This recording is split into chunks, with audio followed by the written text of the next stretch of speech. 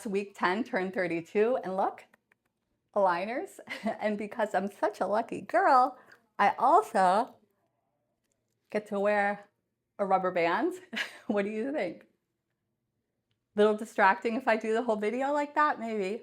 I'll take it out for the video, but I am gonna put it right back in after because unlike when I was little, I'm gonna be compliant with all of my treatment recommendations. I have a story time for you. So I just found out the orthodontist who did my extraction retraction orthodontics owns the lab who makes our MASPEs. If that's not ironic, I don't know what is.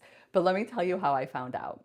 The lab we use is actually in the city that I grew up in, and I was talking to someone who works at the lab, and we were talking about the city because he lives there and I grew up there. And then my last name was familiar to him, and he said, "Oh, is your dad so-and-so?" And I said, "Oh my gosh, yes, that's my dad." And he said, "Oh, I went to look at a rental property that he owned, and he was showing it to me, and my parents actually go to the same boat club as your family does." And I was like, whoa, what a small world. And I started telling him about my extraction retraction orthodontics and my whole little saga. And then he said, my whole family's orthodontists, they own, and he told me the name of the orthodontic office.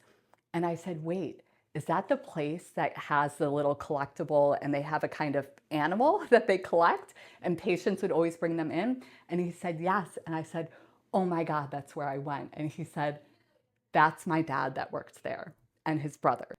So then I was like backtracking because I was just like bad mouthing all this stuff that was done to me. And I was like, oh my gosh, I'm so sorry. Like, this is kind of awkward. I know they didn't know any better back then.